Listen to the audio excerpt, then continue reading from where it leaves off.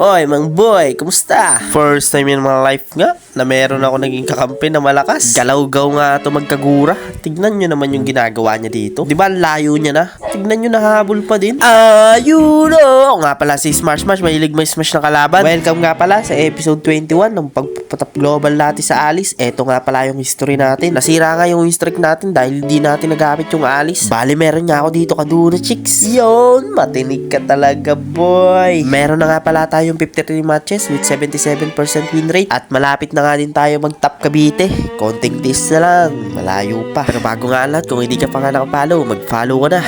Bonus na lang din talaga kapag share nyo. Kaya nga simulan na natin tong game. Let's go! Kinuko nga agad tong yin kasi nakita ko nagtago-tago pa to sa damo. Ano, nagpapanggap na lumot. Bale, naging easy nga lang tong game kasi malalakas yung mga naging kakampi ko. Ang kulit nga na ito si Lena na to. Gusto pa ako pahabulin ng pahabulin.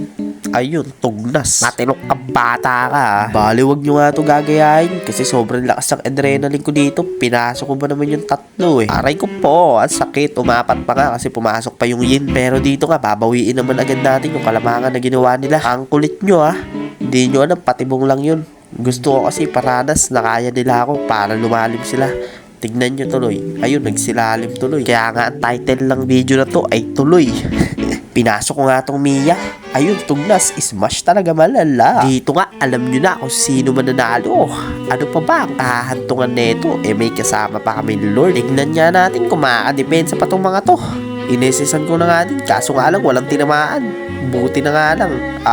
Malalakas yung mga kangkampi ko. Godlike na nga itong kaguras to pa nga ako bigyan netong kadita. Ang kaso nga lang, nadodge ko yun. Kaya nga nanalo na naman tayo sa digmaan na malalakas lang na kalaban. Yun lang. Bye-bye.